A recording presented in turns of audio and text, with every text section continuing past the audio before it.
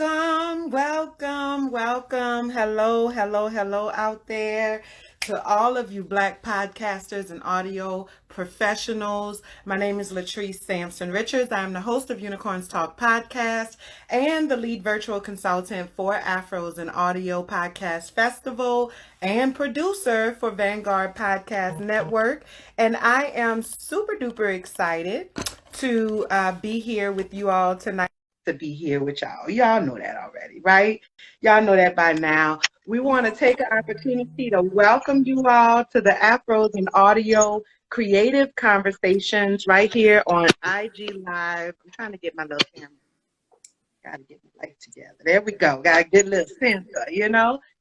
So we want to welcome you all to the Afros and Audio Creative Conversations right here on IG Live. Make sure that you share us with your people. Make sure that you follow us if you're not already doing that. And make sure you head over to afrosandaudio.com to find out about all of the events that we have coming up and all of the opportunities that you have to connect with us and be a part of our community. Tonight, we are talking about podcasting and education, and we're going to look at it from all different angles. And we are joined by Miss Benita Gordon. Hi, Benita. Hello, Welcome. Can you hear me? Yes, ma'am. I can hear you loud and clear. Benita is the host of the Edu Concierge Podcast. Did I say that right, girl? Yes, ma'am. Yes, I did. Okay, I had practice, girl. I had practice. Make sure I don't mess up nobody's name. You know what I'm saying? Yeah. So we want to welcome Benita. Thank you so much for joining us. Benita signed up a long time ago, before the new year. Yes. That just means you were booked. You were booked. Yes, we were. We took a little break and, you know, we're trying to come back, especially right now for Women's History Month. We wanted to make sure that we highlight some amazing women in podcasting and kind of look at it from all different angles. So I'm really excited about this conversation with you today to learn more about, you know, what you do, the services that you offer, why that's important, but also just to talk about podcasting in education, because I think that it's really underutilized. And it could be something that could be considered revolutionary, really, when it comes to the standards that are set in our education system. So, Benita, go ahead and get started by just letting everybody know what you do, tell them about your podcast, you know, just, you know, why you the shit or whatever, you know? So, no. So, look, I am a good old country girl. Who's bougie. So bougie country is what I normally am. And I have been in education for 23 years. I started as a third grade teacher in a great country county, Sussex County, near where I grew up. In Maryland? In Virginia. Virginia. Close. Yes, 3 hours away. And I realized quickly that elementary school might not be my cup of tea, but they were okay. Thankfully, my aunt in Newport News, Virginia said, hey, we're having a teachers fair. And I went to Hampton University. Let's go, QT3, and rock the blue and white. And was like, hey, we're having a job fair. Why don't you come? I think you would like middle school. And I went, and 20 years later, here I am still in middle school. Yes. And I love it. I know people, when I tell people I teach middle school, they go, oh, you poor thing. And I go, I know what I'm doing. And they go, well, don't they do all of that. They're hormonal. 1 minute they cuss you out, then they come back, they need a pencil. And you're like, here, baby, here's your pencil. We're going to talk about you cussing at me, though. But go to class, because you need to go to class, get your education. And I love it. I have traveled up and down the East Coast. I am what you call a turnaround specialist. So I only go into schools that they consider low performing schools. Okay. Where they are not meeting the standards of whatever that state has said our standards should be. And I go in and help and assist the educators, the other teachers with parent engagement, with understanding data, with changing the dynamics, the culture, the climate of everything. I do not stay more than 3 years. And so I am a progressive educator where my mama was a school teacher, my auntie, they stayed in the same district for 35 years. And I'm so glad they did. They needed it then. That's not me. I've gone overseas. I've taught in Dubai. I've helped set up English programs in schools overseas. Came back to the United States pre-COVID because I was literally about to go back overseas. And God was like, girl, sit down. I was like, here in Miami? Okay. So I sat down. And I work at a wonderful school. We call it Exit 1 and 2, Homestead, Florida City. And, but I do that full time. Now, I'm an entrepreneur. Mm-hmm. And so my entrepreneurship, I'm a serial entrepreneur is what we call it. You know, so you have a huge umbrella and then you have different jobs underneath. And so with that, I started Global Education Concierge. And it is literally a concierge service where parents, educators, educational institutions, community stakeholders, ed tech people, other entrepreneurs call and they talk to me and we connect and collaborate about anything dealing with education. From pre-K to university. Yeah. And that's what we do. And from there, the podcast formed because I was meeting amazing people and I was like, we need to tell your story. We need to talk about this. People need to know about you. Wait, you have a company? Wait, you have a what?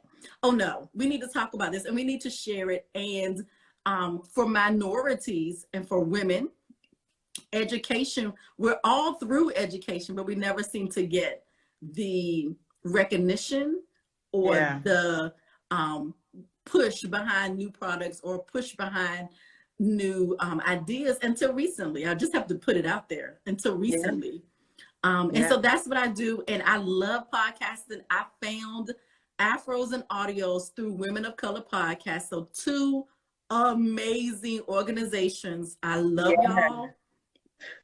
I love your resources, the workshops, the conference, like just the community overall. The community overall. So when I say, I think I came to a first Afros and Audios event and we were discussing platforms and how to change. And I still have that information because this summer I'm going to do that.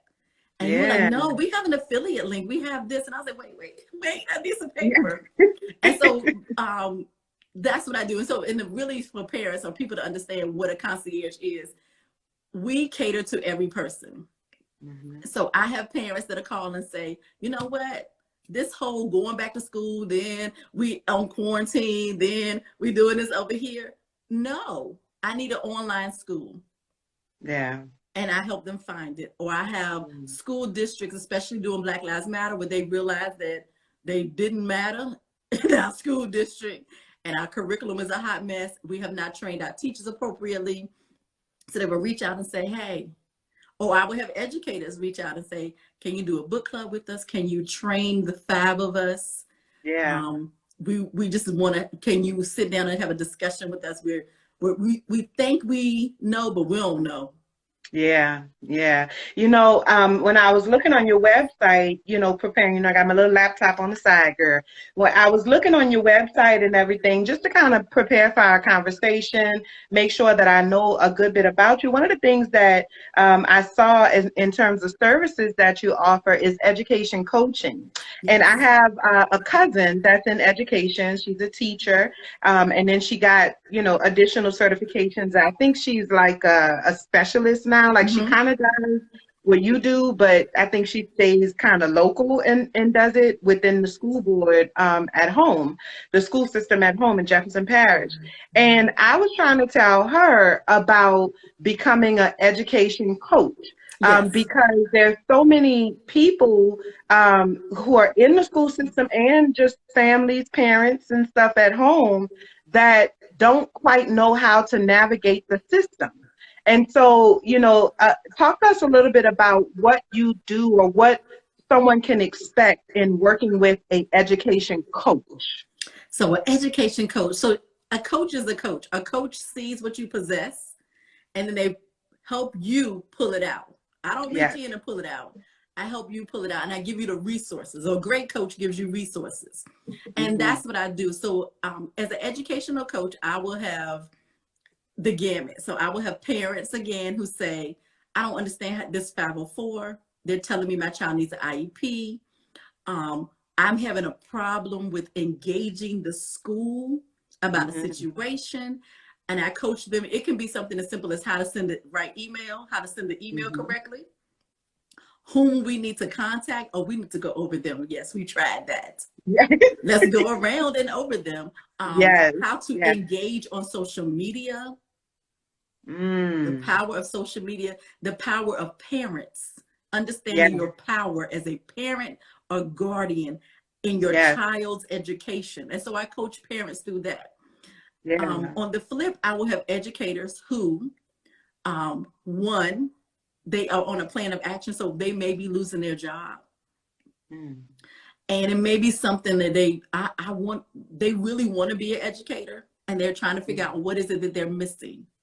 And so I coach them through, or educators like me who are like, girl, it's time to get up out of this classroom.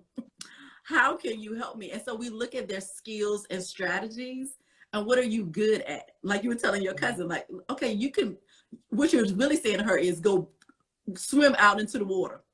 Yes, get out into the water, because it's something that's very necessary. You know, I'm a therapist by trade. And when I was in private practice and also just working, like doing community work, I work in mental health administration now.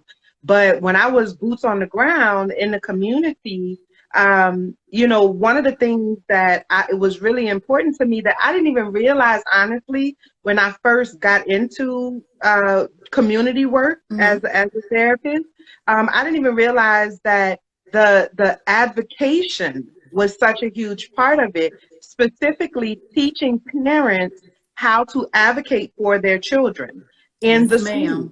I used to attend the IEP meetings. I used to attend the behavior meetings. I remember very vividly, I had a young man that I was working with, and, you know, he was making some mistakes. He was messing up. He was getting in trouble, you know, but overall, he was a good kid. I know everybody says that, but he was. Overall, he was a good kid. But there was this one teacher that, I mean, they were like oil and water. And I mean, from the time he walked in that teacher's class, it was on, you know? And so they were trying to put him out of school. But instead of them putting him out of school, expelling him from school, they told mom that she needed to come and sign withdrawal papers. And I told her, no, sis, that's not how that goes. If they want him out, they need to put him out. Because if they put him out, then they have a responsibility to place him. If you withdraw him, then you have the responsibility to place him. And with his, you know, background, with his history and his trouble, the trouble that he's gotten in and stuff like that, it's going to be next to impossible for you to get him in school. And if you don't get him in school, then them people going to come looking for you. You know what I'm saying? So like really teaching mom how to understand how the system works so that she can advocate for her child, so that and teaching the child how to advocate for himself, you know. And so I love that you do education coaching and the education concierge service, because there's so many people who just don't know how to navigate the system. And that's it. And I have to by design, to be honest. And I have to remind people. So two things. One, when we have children in trouble, there's a way. But I've also worked with parents who had gifted children. It works the same way. If my child is special needs and they need a special ramp, they need a specialized bus, they need one-on-one care, the school will accommodate that. If my child's IQ is off the scale and he's tested, and yes, he's a Black male, and he's in kindergarten and he's gone first grade and he's in the third grade and he's in kindergarten, but he's in the third grade reading group. I need to advocate for my child. Hey, school system. Where's your gifted program? Because my child needs to be put on a bus and taken over to the other schools where the gifted program is prominent, because that is the service that he requires. And as a public school student, and then I would, like you said, you coach the parents through. Yeah. This is what we do. This is how you advocate. And definitely with the students, like I tell my students, I'm like, I teach middle school. You need to be able to advocate for your religion or no religion. Yes. Let's advocate. And I will say, I know some people go, this next generation is lost. They are not. They are different. Yes. Yes. So where we were gonna do a lot of protesting physically, their protesting is on the computer and texting and using social media. Yes. So don't mistake that the students are not well informed, because they do know what's up. They know very well. They know better than us, to be honest, because not only do they know what's happening here, but they know what's happening on the other side of the world and how those things are connected. This new generation, they have access to knowledge and to information that we never could have imagined, girl. We used to have the encyclopedias. Yeah. We used to have, we had the whole set, girl. I remember my mama had a big old bookcase in her, in that front room, don't nobody sit in, and because that's where the good furniture at. You know what I'm saying? That's where the pastor, girl. That's where the pastor come over. Listen, you can't sit on the good furniture. And she had this huge bookshelf in there with all of the encyclopedias. And if you needed some information, girl, you better go grab one of them books and see what that book got to say about it. And now they have such an ease and of access to information and to knowledge. And people think that they are lost, but those kids spend way more time online than we could ever imagine. And they are being introduced to concepts and ideas and situations and, all kinds of history in all different kinds of ways. And so they know better than us what's going on in the world. It's just that their methods are different and they don't understand it. But when people say stuff like that, I be trying to tell them, girl, people was amazed at the television when television first came out. When radio became a thing, people was scared about that too. When electricity became a thing, people was like, girl, I don't know about that electricity thing. You know what I'm saying? Right. So whenever there is a cultural shift that's taking place, you're always going to have people who are hesitant about that change, but we have to embrace that change because that's how we evolve as a people. And I think the same thing is happening with podcasting. Yes. And so I love that you have this, education-based podcast that takes what you're doing with people on a one-on-one basis and kind of really generalizes it and brings it to them and just offers them these little pieces of information about things that they may never have come into contact with, things that they may never have really known about. And so podcasting and education is something that I have actually thought about a lot, even before I knew that I was going to be talking to you, because I feel like podcasting is a medium that has the potential to revolutionize the way that the education system currently exists. So I would love to know your thoughts about what podcasting in education might look like, what might be some of the best uses for podcasting in education, and what would it take for podcasting to become the norm in the education system? So I'm going to start with the second question on what can podcasting look like. So one, I just started a podcasting club in my school. Yes. And we're starting off slow. We are only going to do about 2 or 3 segments between podcasts between now and the end of school. Luckily, I was able to get a grant through a wonderful organization here in Miami to promote podcasting at my school. You know I'm in Plantation, girl. We're going to talk offline again. Yes, we are. Yes, we are. About that. And when I say I was able to purchase mics, I was able to purchase, like, we look like we for real, like their stuff is actually better than what I have here at the house. Okay. Listen, yes.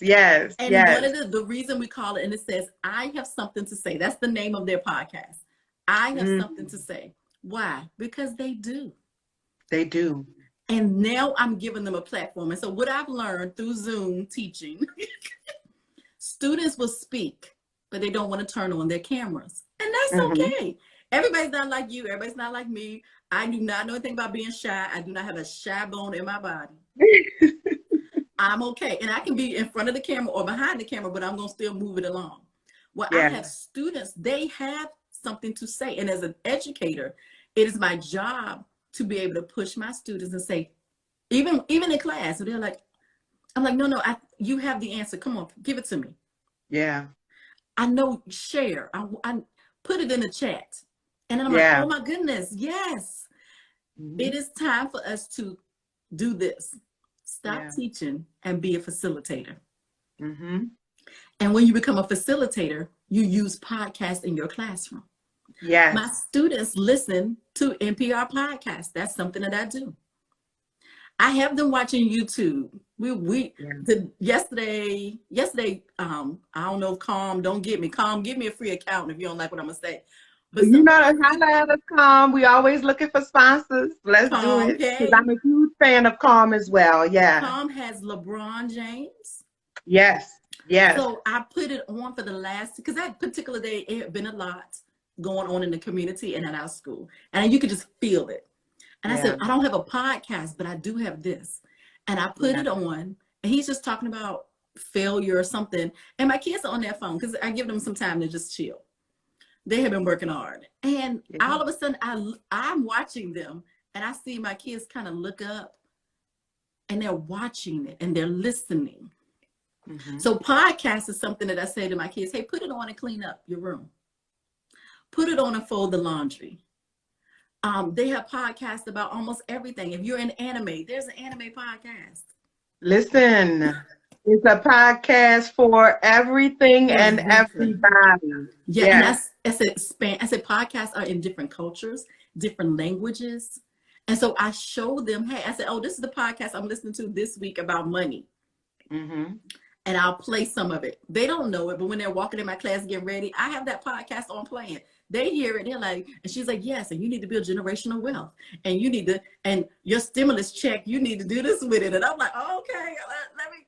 So that is one way where it's changing, where, yes, I still play music in my class. Yes, I still act like I'm a DJ on Friday, but I expose them to podcasts.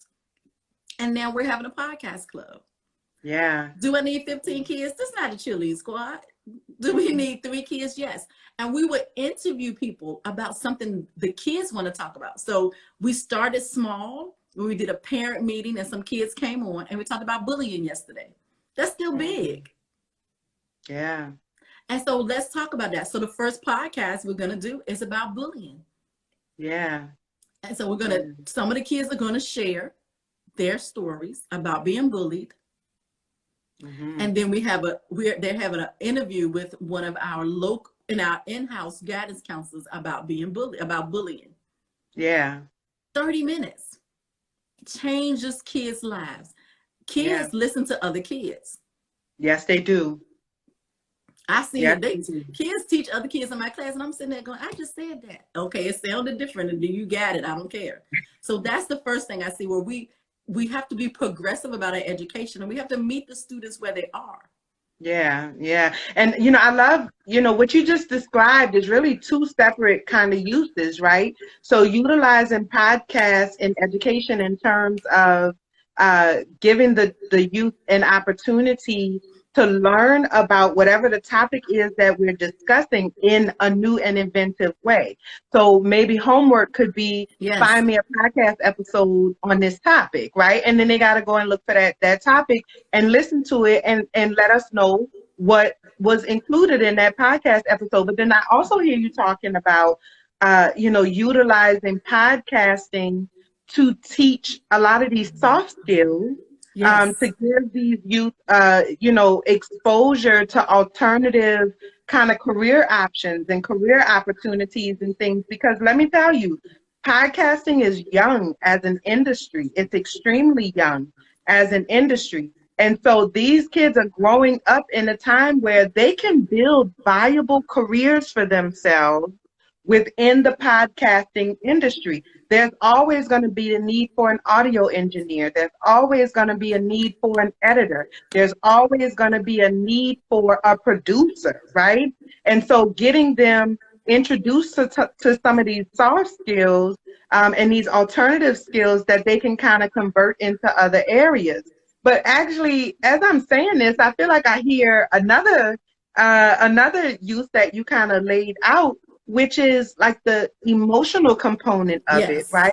Like giving them an outlet to be Yes. able to talk, giving them a place to be able to communicate so that they can focus better in school, so that they can do what they need to do in order to, get the grades or pass the test or whatever it is, just being able to have that outlet. So, I love how you kind of like laid that out. I didn't mean to cut you off, but that just stood out to me. So go ahead. And you're right. So I actually showed, I said, hey, I said, I just got this email. I want to show y'all. They were like, I want to see the email. And it was for an advertisement for a podcast engineer, like you said, audio, I think it was an audio engineer. I said, but this is Yeah. what I want you to read. Let's read through it. I said, but look at the salary.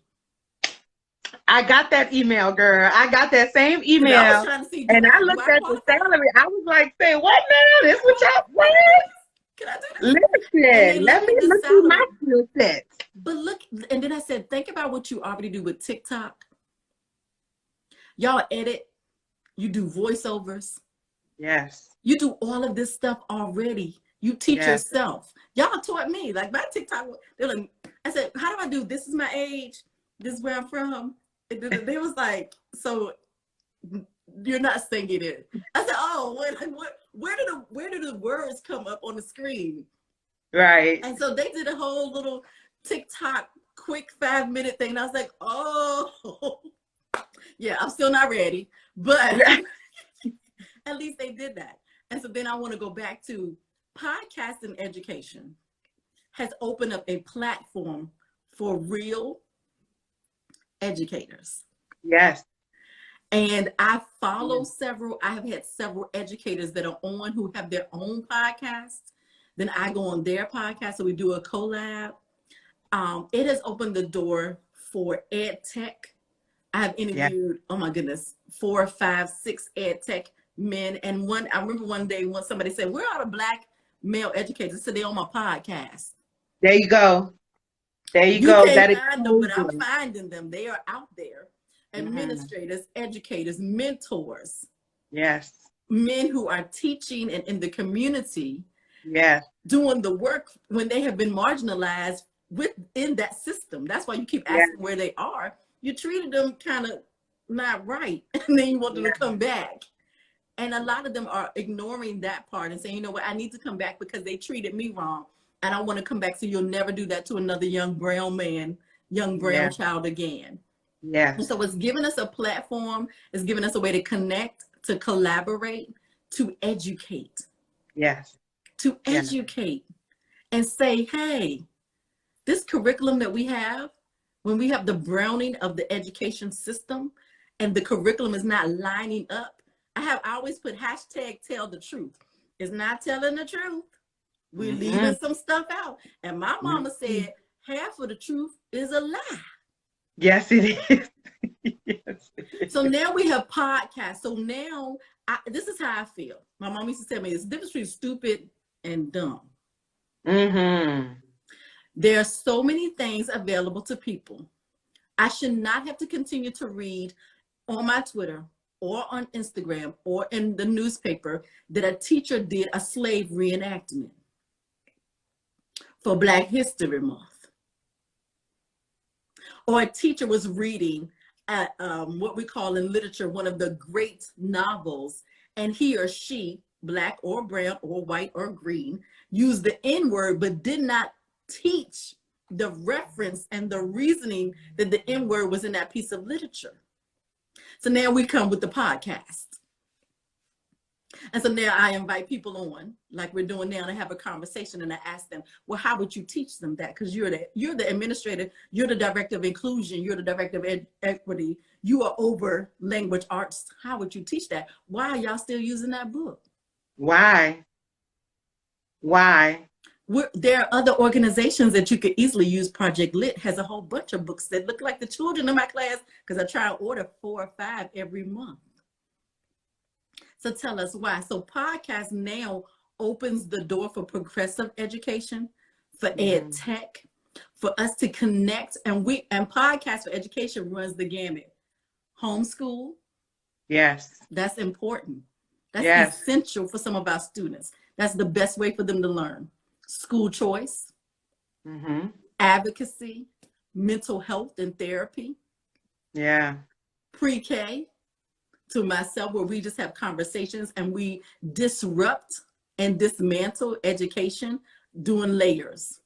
Yeah. And so now podcast has opened all of that up. So now it's available all the time. And that's the reason I love podcasts. Yeah. I can listen to this on the way to work. I can listen to this folding clothes, waiting for the kids to get out of the soccer game. Washing dishes while I'm taking the shower. Yes, just kind of integrating it. I mean, I be listening, girl. I be listening. But you're right. It really exposes them. And I love how you said there is no excuse. Like for these teachers to still be in this space where they are not taking the necessary step to make sure that their lessons are inclusive and that their lessons are historically accurate. And, one of the things that, so with my 9-to-5 job, I work in mental health administration, but the program that I manage actually works within the school system, right? And so we're trying to make some changes and stuff like that in the school system as it relates to mental health treatment within the school system, right? And so one of the things that is just extremely frustrating for me is that it seems like within the school system, there are these little pockets, right? So this department, does things this way, and then this department does things this way, and these two departments, you would think that there was rival high schools. Like they don't communicate with each other. They don't interact with each other the way that they need to. They're not sharing information with each other the way that they need to, which ultimately is to the detriment of the youth and the families that they're serving, right? And so I think about this idea of, this kind of willful ignorance when it comes to certain things, especially within the education system. I feel like there is no real intention to expand their horizons because everything is so litigious and they always, they want to make it look like they're doing what they're supposed to be doing. But are you really though? Like you could actually be doing what you need to be doing, and then it would look that way. You know what I'm saying? But there's so much concern about how things look and what the appearance of this is and what the appearance of that is. And I'm like, yeah, but what you think that people gonna say when half your school system is failing? I don't understand what you think that people gonna say about that. So so much to unpack. I'm gonna start here. One, what you described is what we call the egg carton syndrome. Okay? So the egg carton, we all know, we go get an egg carton, whether you get it from the farm market or whether you get it from Farm Fresh, is the egg carton. And in each egg carton, each little egg is in its own little area. And even if you get the big one, they still section off. So it's like 3 here, and that's one department, and 3 over here, that's another department. Then you have people like me who come in, and I'm a teacher leader. Teacher leaders come in and we break all of that down. Hey, we all in this basket together. We all in the wheelbarrow. Yes, we are. We just pushing along. We just going along. We picking up kids as we go. Just dropping them in. Just dropping them in. We came out the same chicken. And so that is an embedded mentality that progressive educators like me come to break up. Yeah. So one of my favorite movies is it just left. Women of Brewster Place. Okay. Girl, you know how they had to break down that wall? You know how they had to break down that wall? I got the DVD right there, girl. Yes. That's the wall we have to break down. And it takes the podcast and conferences and us speaking out and Instagram reels and us speaking out and us doing conferences and us becoming leaders in our school and leaders in the community. And we start breaking on the wall because what we realize is that, like you said, keep the main thing. The main thing is the children. Yes. The next generation. So then we learn how to start collaborating. Yeah. So you bring in people like me, the Edu Concierge, and I teach your team, and I do a session with your team, and we do several sessions to get them to understand that we are here to collaborate. Yeah. So the history department, we can still wear our history shirts and be looking at you like nana boo boo. We do that, but it's all in fun, because at the end of the day, if the history department is testing, I go back and look at my lesson plans. I don't want to test this week. I don't want to stress my students this week. I don't want to do that, because this is a huge history test, because like you said, it's the school's name. Yes. It doesn't just say history department, it's our school's name. We want our children to be successful. If they're going out, if they are going to interview, if they're going to audition for high school, we come together. What do you need? I remember teaching in a school in DC, and we had a student, amazing young woman. She did not have support all the way at home. Mm-hmm. Teachers came together and got her outfit together. We got her some Uber money. So we were like, girl, here, call us, go to the audition. The Uber came, we sent her to the audition. Call us when you finish. We Ubered her back out. Sorry, Uber, I don't know if that was right or wrong, but she came back safe, because we talked to her the whole time when she was in the car. Yeah. That is the community, and we have to go back to this village mentality. And the second thing we need to unpack is this. This pandemic was horrible. Especially on the education system. It's like I think we overlook these kids. I'm sorry, go ahead.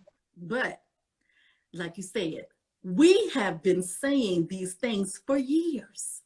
So the pandemic took a flashlight down into the hole where everybody keep talking the education gap, the economic gap, the technology gap.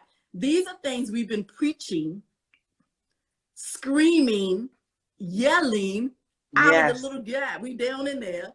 Yes. For years. Yeah. And unfortunately, it took a pandemic to shut it down. Yeah. To realize, oh, all the kids don't have laptops. Oh, you gave them laptops, but they don't have Wi-Fi. Oh, you gave them Wi-Fi, but they live in a black zone. What is a black zone? Oh, you did give them a laptop, but you gave one laptop per kid, and it's 5 kids in the house, but you want them all to be logged on at 8:30 at the same time. Oh, you did. Oh, you gave them more laptops, but the laptops don't work because they're from 1983. Oh, wait, everybody's gonna get free Wi-Fi now? Oh, bring the laptops back up because you ordered some new ones. And it took a student in my class to look at me and say, we could have had this all along. Girl, what you say? Because y'all found the money for it. Y'all supposed to didn't have the money before, but now y'all got the money for it now. And see, like I tell my students, I say, hold on. We're going to stay in our lane. That ain't our business. We just going to work about what we have it now. Now we understand that if we want something, and if it's detrimental to the education of the children, we know you can find it because you now have proven it to us. Yes. So now we have to unpack all of that. We have to unpack that you had it all along. You didn't want to give it to us. Yeah. Educators need to come up out of this little, I'm not in competition with you. And I tell people quick, I don't want to be teacher of the year. My mama was teacher of the year. It's a lot of work. She was wonderful. My mama was an amazing educator. My godmother, my auntie, they've all been teacher of the year. My friends, administrators of the year. I love it. No disrespect. But at the end of the day, I'm not here for that. Right. We don't really have to get along. We don't have to have each other's phone numbers except the group chat. But when we get to work, do not play with my children. Do not play about this. This is not a game. And I think that's when we get to that part. The pandemic has shown us that every child does not need to be in the building. Yeah. What's that you say? I'm going to say it again for the people in the back.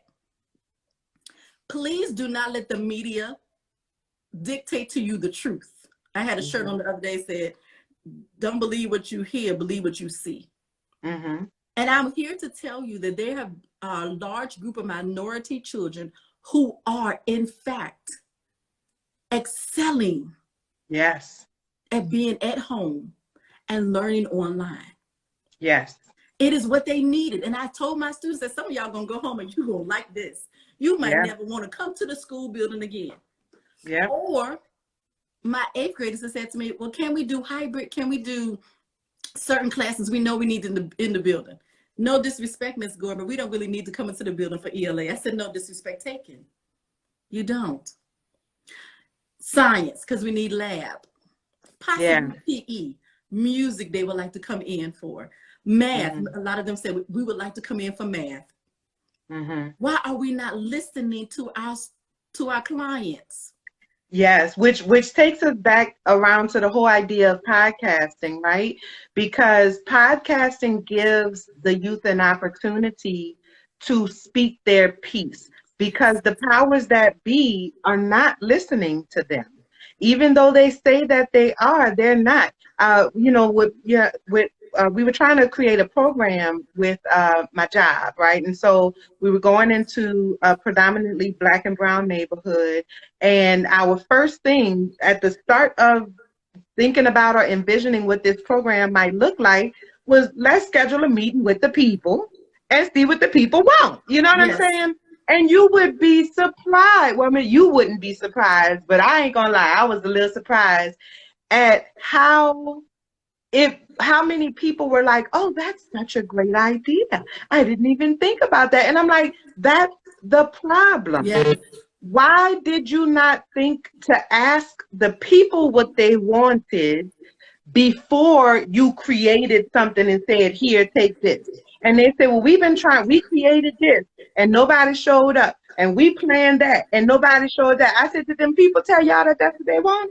And then what time was it? The one thing the pandemic has told us is that, look, my mama was PTA president in 1980, blah, blah, blah. Okay. My grandma stayed home in 19 blah, blah, blah. She could get to the PTA meeting at 5 o'clock. As long as my granddaddy came home in time, she could get the call. Stop acting like we living back then. Some of my parents worked 2 or 3 jobs. Yes. They just to barely make it. They want to be involved. They want the best for their child. But you having a meeting at 11 a.m. or you having a meeting at 5. Like the other day, our meeting didn't start till 6 o'clock. Yeah. We recorded it. Why are we scared to record the meeting? It's just like a podcast. If you do it in a podcast, my parents, our parents, aunties, uncles, everybody can hear it and see it on my way to work. Okay, what's happening this week? Okay, Miss Gordon said that the kids have to do. I do audio for my parents on the thing. So when they get home, their kids, they were like, did you do such and such project for Miss Gordon? They were like, how you know? Because I sent it to them. Yeah. And I love what you said, because that's something that we have to do in education. I asked my parents, how do you want me to contact you? You want to text? You want to text, email? Because it depends on where they're working. And then let me know, Miss Gordon, it's not going to be right away. Or some of my parents, I'll text them, they're calling me. I'm like, oh, hello? Right here. Step out. Your mama wants to talk to you, step out. And that's where we have to. Podcasting gives us that other avenue. There's another gentleman here in Miami who also won the grant to podcast, and he's a high school teacher. And he was like, hey, we're gonna do these 3. And it was about, how do you want to learn? How has COVID affected you as a scholar? Interview each other. Yeah. And now we hear our students' voice. Interview your parent or guardian. And now we hear our parents' voices. And that's how we use the podcast for school, for education. Because now I'm going to listen to it as an administrator, as a coach, as a consultant, and go, okay, so my parents, what they're really saying or what they really need is this. How do they? And that's essential. So podcasting comes in education. It gives us that alternative, and it gives our parents the alternative to be able to listen and engage when they can. We can't always. They're working. They're I'm not saying they're too busy for their children, because that's not what I'm saying. But like you said, we're trying to provide, especially now. They're working for their children. You know, they are doing what they need to do to make sure that their children are taken care of. You know what I'm saying? Yes. And I think that there has to be a shift in the overall system, where the system is what it is.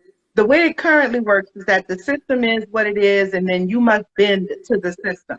But the reality is that the system needs to bend to the people. The system needs to do what the people need the system to do. And so, I love this idea. Girl, you're going to make me go to work and start working on some things, girl. But I love this idea of them creating a podcast out of like the school board meeting. Yes. Why can't we because all of the meetings are recorded. They all video recorded. So why can't we pull the audio from that and place it on the school website or on the school board website as a podcast that they could download from Spotify, from iHeart, from Pandora, from, wherever it is that they're listening to podcasts, and be able to stay up to date on what's going on within the school system so that they can know when they need to advocate for their kids, when there's something that's trying to happen that they don't think would be advantageous for their children, and just kind of have that awareness. Why not have the school create a podcast? Each individual school can have a podcast where once a week or daily, if they want to do, they do daily announcements. So why can't they put those daily announcements into a podcast so that the parents can know when it's such and such day at school, yes, when it's this, that, and the other going on at school, when report cards coming out at school, and this, that, and the other. They can listen. A podcast can be 5 minutes. Yes. A podcast can be 5 hours. It really runs the gambit. And so I think that there's so many uses, and I love that, the way that you have really kind of outlined it and conceptualized it. It makes perfect sense. And it's always that podcasting can improve the educational experience for our young people and for our parents and families that we work with, And so I think that we are so blessed to have somebody like yourself, Benita. Thank you. I love it. Appreciate it. Podcast. But I do want to say this. My older sister's a child and family mental health therapist. I always have to figure out what I'm saying. So, and I have several best friends of a therapist. So, and being an educator, I just can only speak for myself. I cannot tell you, and I'm about to call people names that I won't, how many times I've had the therapist, the counselor walk past my room and peek in and I go, which means I'm gonna need you just to grab that student. They having a rough day. Or I'm like, look at her face and be like, yeah, hey, come with me, walk down the street, walk around the hall with me. And it has been essential. And I'm not saying like they were disruptive. Like we can literally see something was going on or they were not engaged. Yeah. And I appreciate having what we call wraparound services in our building. Yes. Where we're able to, the therapists come in and train us to what are some look fors.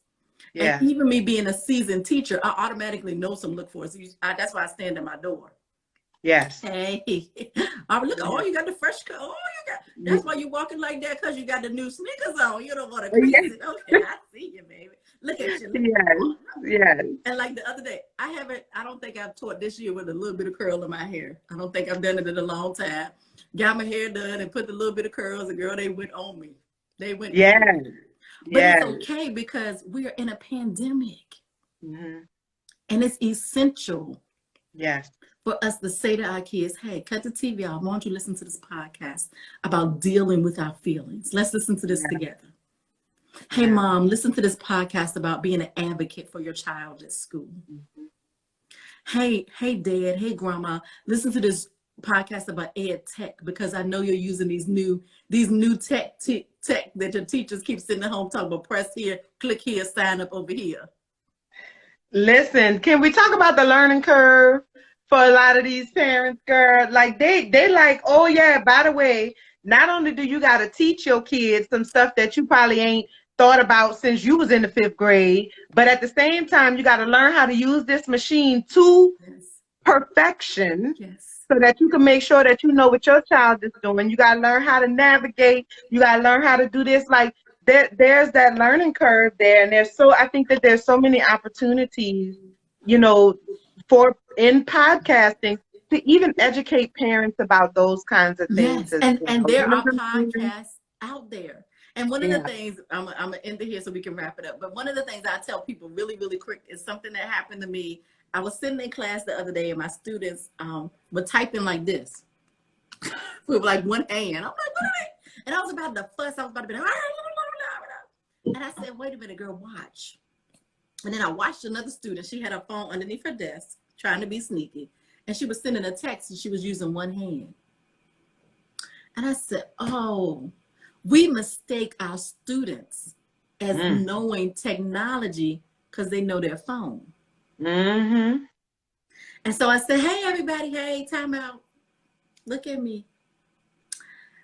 Type like a professional, and we use two hands when we type on the computer. Yeah. When we're chilling and we have our phone, and our phone can be used for business. Yes, it can. You use your phone one hand.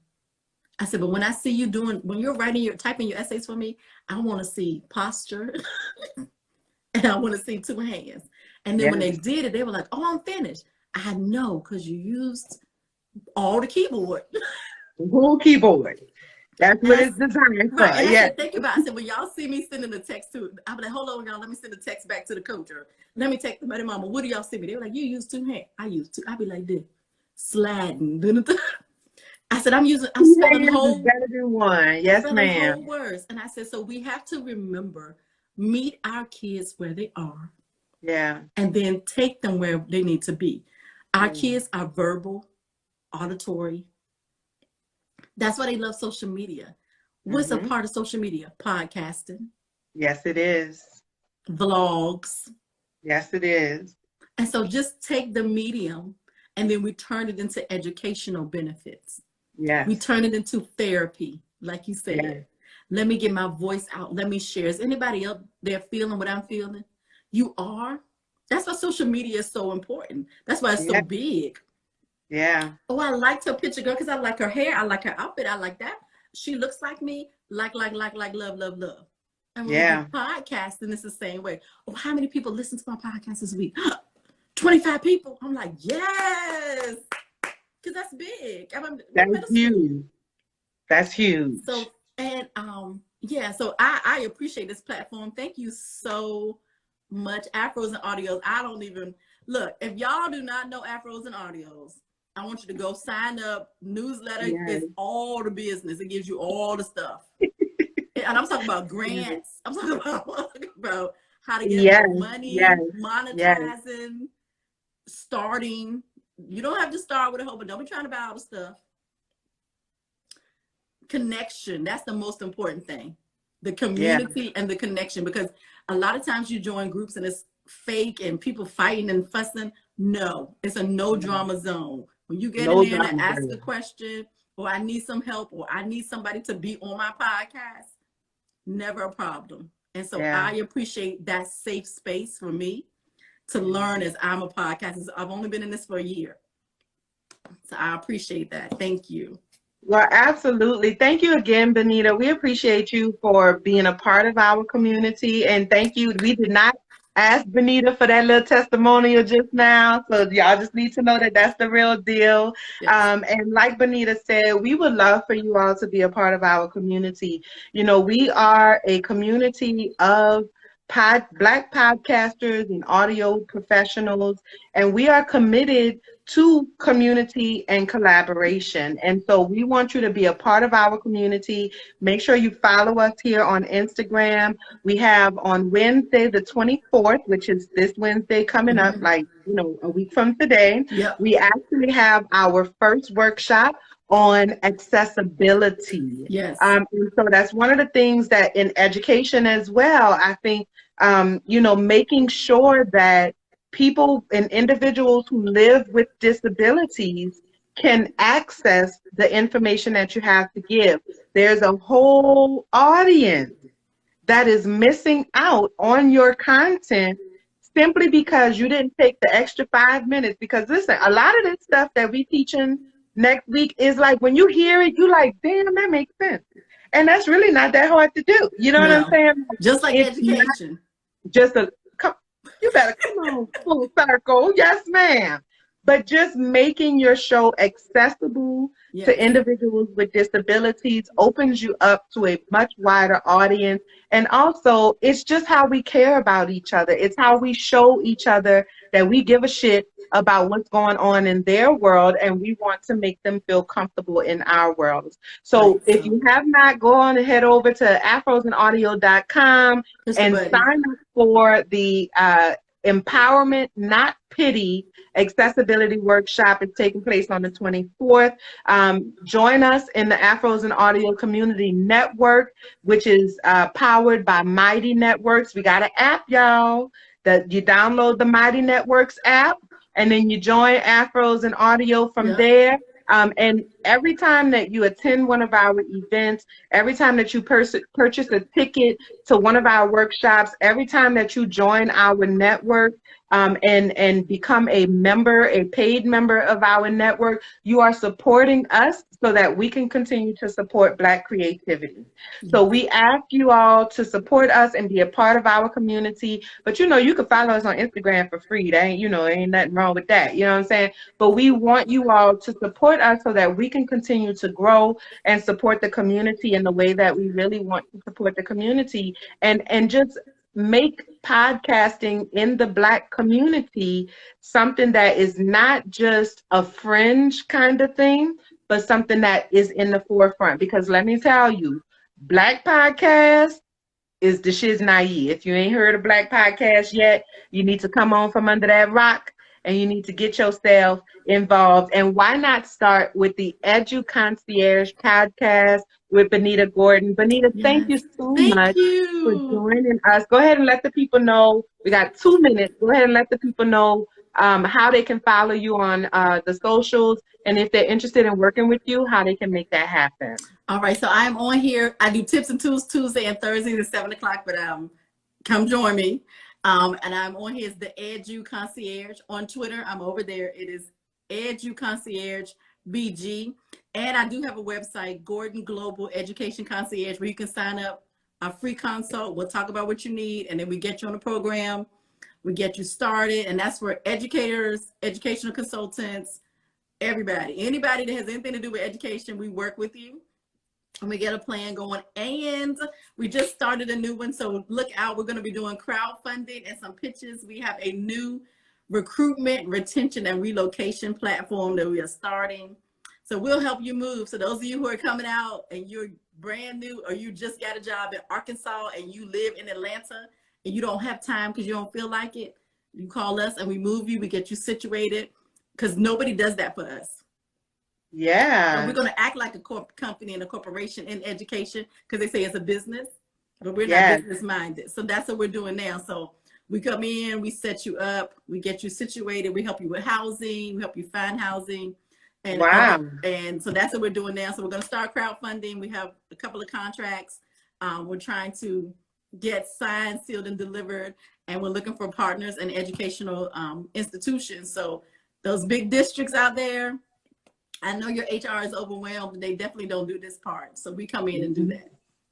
Absolutely. I love that. That's amazing. And we definitely going to connect, girl, because I'm right here in South Florida, and I already got lots of ideas about ways that we can make things happen. And if nothing else, girl, we could go on and get in some drinks and just hang out. Yes, because I'm gonna take you to the urban. That's where we go hang out. Listen, because I'm still relatively new here. Okay. I settled down in South Florida in November 2019, and then the pandemic hit in March.